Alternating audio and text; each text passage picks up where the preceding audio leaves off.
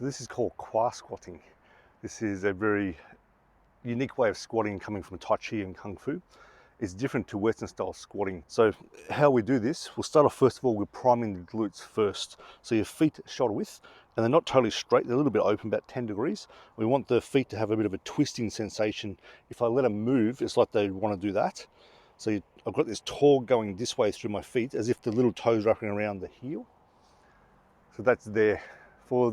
We're looking about 2 to 10% strength. There's not much, but there's something there. So we've got that twist. Then I squeeze my butt as hard as I can.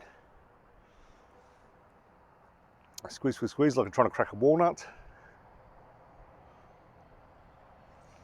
for about 10 seconds, keeping that little bit of a twist there too. Then I let it off, so let it totally relax. Then use this part of your thumb here, so whack into the muscles of your glutes. So the center of the buttock, top of the glutes, slap. So when I finish slap, I actually feel where I just slapped myself, where I just touched myself, because there's information going to the brain through a few different pathways, and the brain's going, oh, here is where we want to feel. So we're going to do this again, a little bit of a twist out, squeeze the butt, and you may find that you can squeeze your butt a bit harder than you just could, because there's more muscle fibers being part of the picture now. They're contracting more, so the nervous system's able to wire it up more. So we squeeze for 10 seconds, and we'll do one more, but slap again. Any muscle you ever find hard to contract, hard to use, do some of this sensory stimulation here on that muscle, and you'll find it'll connect a lot better. So we're twisting the feet again, last squeeze. So I'm going to do 3 of these contractions now, but at home you do 5 to 10, really get fire. And this makes my glutes quite sore the next day, just getting this happening. And it's one of the tests that if you just feel your glutes can't contract when you do this, it means that you're really quad dominant, really hip flexor dominant. So when I'm contracting here, my body's staying straight here.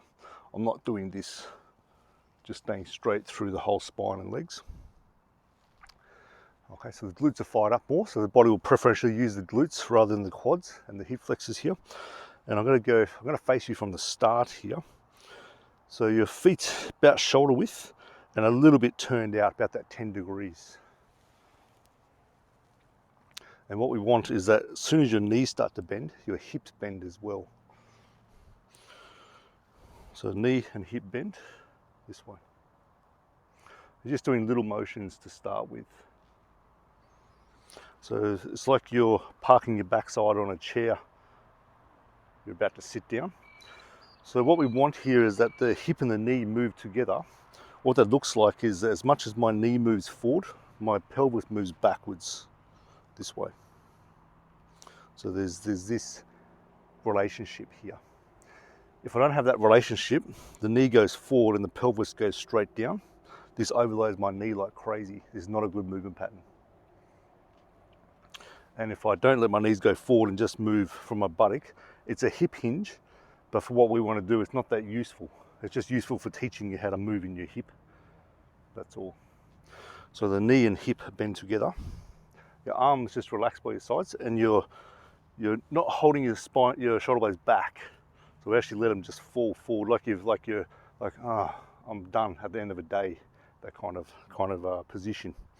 Then we bend the knees, bend the hips, letting the arms just slide down the front of the legs, and we're really loose in the arms here. So when I come up, I don't lock out my knees or my hips. There's still a bit of a bend there.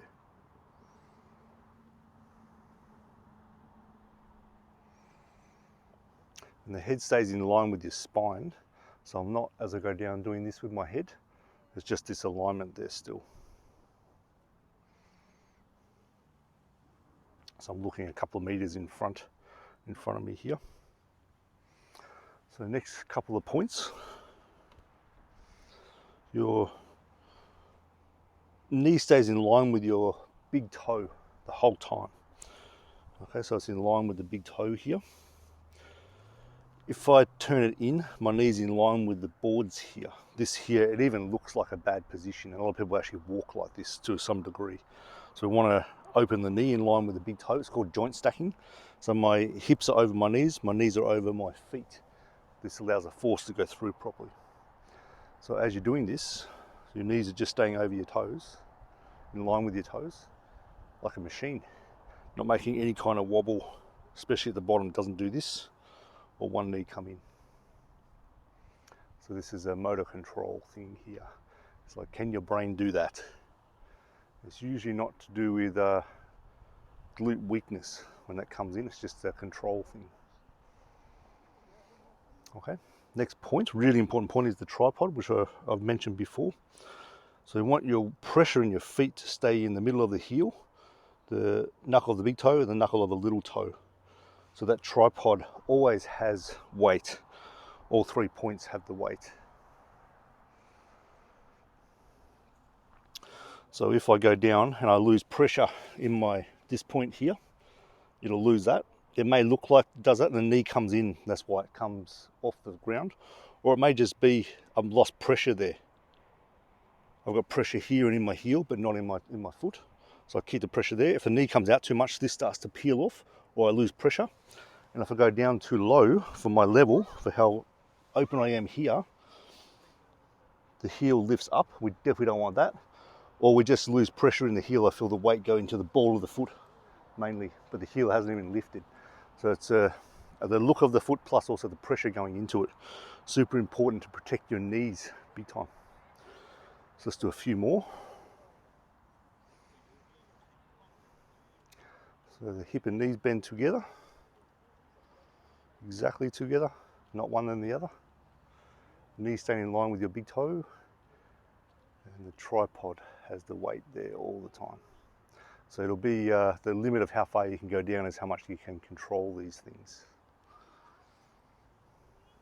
Just forcing depth of the movement for the sake of just depth is totally missing the point and asking for problems later.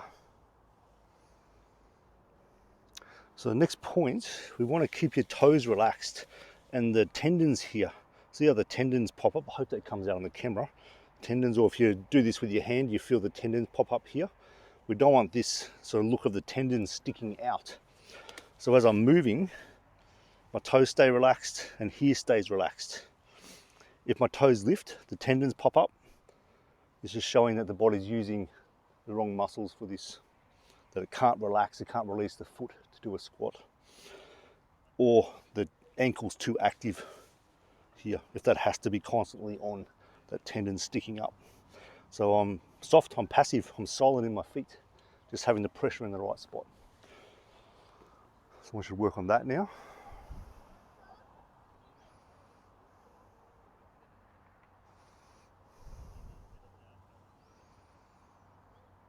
I'm probably going a little bit too fast here as I do this speed here.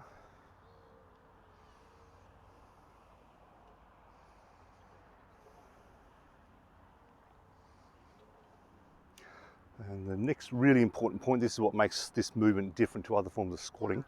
I aim to relax here as much as I can.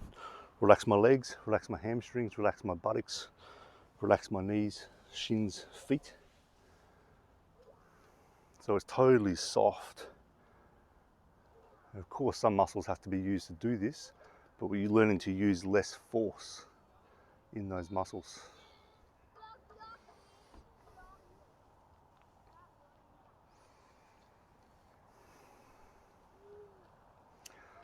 So this is relaxation within Tai Chi. It's actually deliberately relaxing the body to get more range, more movement.